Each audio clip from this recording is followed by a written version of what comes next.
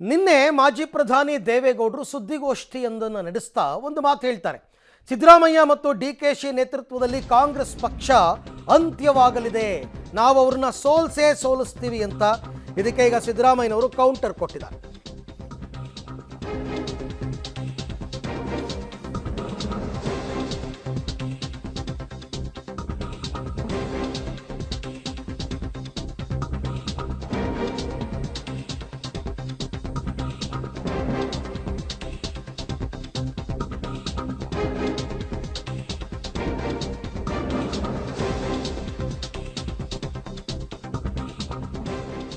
ಸಿದ್ದು ಡಿಕೆಶಿ ನೇತೃತ್ವದಲ್ಲಿ ಕಾಂಗ್ರೆಸ್ ಪಕ್ಷ ಅಂತ್ಯವಾಗಲಿದೆ ಅಂತ ಮಾಜಿ ಪ್ರಧಾನಿ ದೇವೇಗೌಡರ ಭವಿಷ್ಯಕ್ಕೆ ಸಿಎಂ ಸಿದ್ದರಾಮಯ್ಯ ಕೌಂಟರ್ ಕೊಟ್ಟಿದ್ದಾರೆ.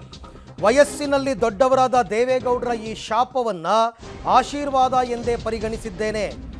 ಅವರಿಗೆ, ಅವರ ಪಕ್ಷಕ್ಕೆ ದೀರ್ಘಕಾಲ ಆಯುರಾರೋಗ್ಯವನ್ನು ಪರಮಾತ್ಮ ಕರುಣಿಸಲಿ ಅಂತ ಹಾರೈಸ್ತೀನಿ ಅಂತ ಟ್ವೀಟ್ ಮೂಲಕ ಟಾಂಗ್ ಕೊಟ್ಟಿದ್ದಾರೆ ಸಿಎಂ ಸಿದ್ದರಾಮಯ್ಯನವರು. ಅಂದರೆ ದೇವೇಗೌಡರದ್ದು ಪ್ಯೂರ್ಲಿ ಅದು ರಾಜಕೀಯ ಹೇಳಿಕೆ.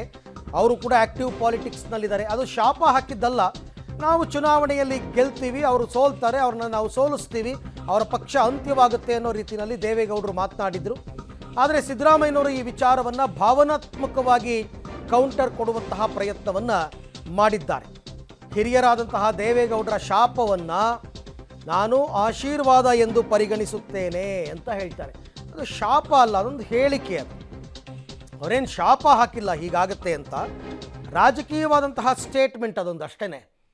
ಆ ಪಕ್ಷವನ್ನು ಮುಗಿಸ್ಬಿಡ್ತೀನಿ, ಈ ಪಕ್ಷವನ್ನು ಮುಗಿಸ್ಬಿಡ್ತೀನಿ ಅಂತ ಅನ್ನೋದು ಅದೊಂದು ಪೊಲಿಟಿಕಲ್ ಸ್ಟೇಟ್ಮೆಂಟ್.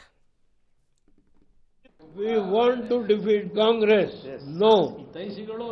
No argument. ತೀರ್ಮಾನ ನಾನು ತಗೋಬೇಕಲ್ವಾ? ಸೀಟ್ ಮೇಲೆ we want to defeat Congress. ನಮಗೇನು ಅವಮಾನ ಮಾಡಿದ್ದಾರೆ. ಯಾವ ದೇವೇಗೌಡರನ್ನ ಈ ದೇಶವನ್ನ 60 ವರ್ಷ ಈ ದೇಶ ಆಳಿ ಯಾವ ಸೆಕ್ಯುಲರ್ ಪಾಲಿಟಿಕ್ಸ್ಗೆ ಒಂದು ಕಿಂಚಿತ್ತು ಕೂಡ ನಾನು ಸಡಿಲ ಮಾಡದೆ ಈ ದೇಶ ಆಳಿದೆ ಅಂತ ದೇವೇಗೌಡರನ್ನ ನೀವು IND-IA ಸ್ವಲ್ಪ ಬರೋದಾದ್ರೆ ನಥಿಂಗ್. ಇವತ್ತು ಹೇಳ್ತೀನಿ, we have determined to say that this Congress in Karnataka must be defeated and see that the era of Congress should be over under DK Shivakumar, under Siddaramaiah. ಇದು ನಿನ್ನೆಯ ಸುದ್ದಿಗೋಷ್ಠಿಯಲ್ಲಿ ದೇವೇಗೌಡರು ಆಡಿದಂತಹ ಮಾತು. 60 ವರ್ಷಗಳ ರಾಜಕಾರಣದಲ್ಲಿ ಜಾತ್ಯತೀತ ತತ್ವವನ್ನೇ ಅಳವಡಿಸಿಕೊಂಡು ರಾಜಕಾರಣ ಮಾಡಿದ್ರೂ ಕೂಡ ಕಾಂಗ್ರೆಸ್ ಪಕ್ಷ ಪ್ರಾದೇಶಿಕ ಪಕ್ಷಗಳನ್ನು ನಡೆಸಿಕೊಂಡ ರೀತಿ, ನಮಗೆ ಮಾಡಿದ ಅವಮಾನ, ಇದ್ಯಾವುದನ್ನು ಕೂಡ ನಾವು ಮರೆತಿಲ್ಲ. ಸಿದ್ದರಾಮಯ್ಯ ಮತ್ತು DK ಶಿವಕುಮಾರ್ ನೇತೃತ್ವದ ಕಾಂಗ್ರೆಸ್ ಪಕ್ಷವನ್ನು ನಾವು ಸೋಲಿಸ್ತೀವಿ, ಸೋಲಬೇಕು ಅನ್ನೋ ರೀತಿಯಲ್ಲಿ ನಿನ್ನೆ ಸುದ್ದಿಗೋಷ್ಠಿಯಲ್ಲಿ ದೇವೇಗೌಡರು ಮಾತನಾಡಿದರು.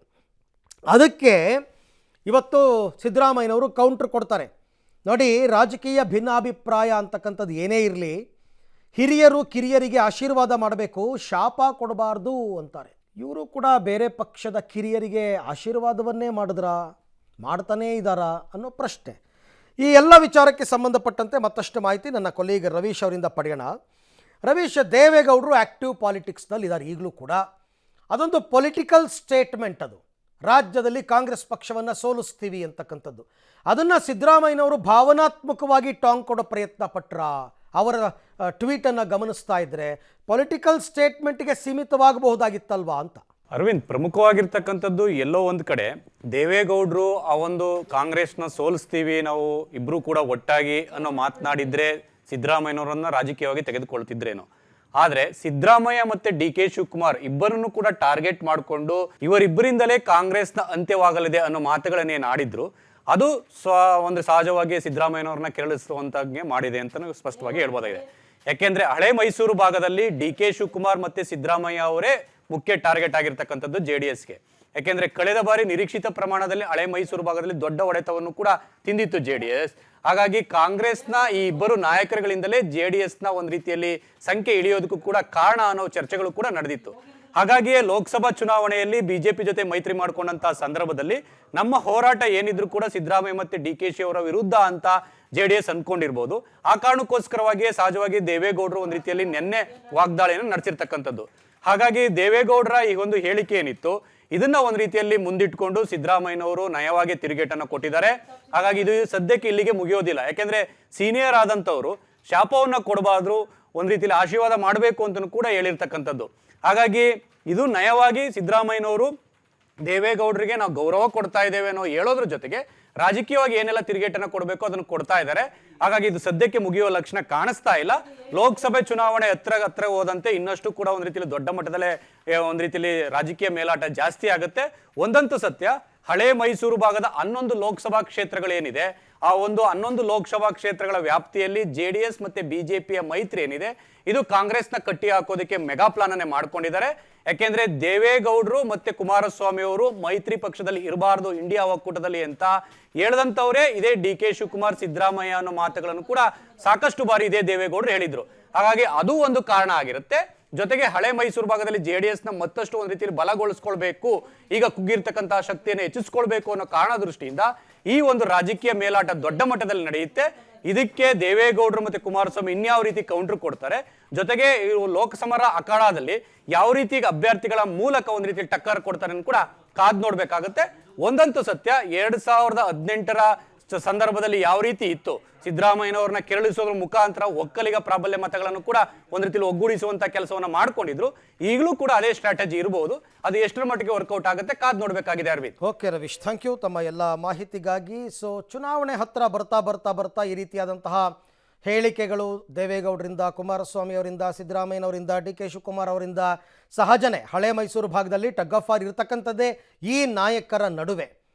ಹಾಗಾಗಿ ಇವರನ್ನ ಅವರು ಕಾಲೆಳಿತಕ್ಕಂಥದ್ದು ಅಥವಾ ಕೌಂಟರ್ ಮಾಡೋದು ಇವೆಲ್ಲವೂ ಕೂಡ ಸಹಜವಾಗಿದ್ದೇ ಇರುತ್ತೆ. ಬಟ್ ಅದನ್ನು ಸಿದ್ದರಾಮಯ್ಯನವರು ಸ್ವಲ್ಪ ಸೆಂಟಿಮೆಂಟಲ್ ಆಗಿ ತಗೊಂಡು ಟ್ವೀಟ್ ಮಾಡಿದ್ದಾರೆ.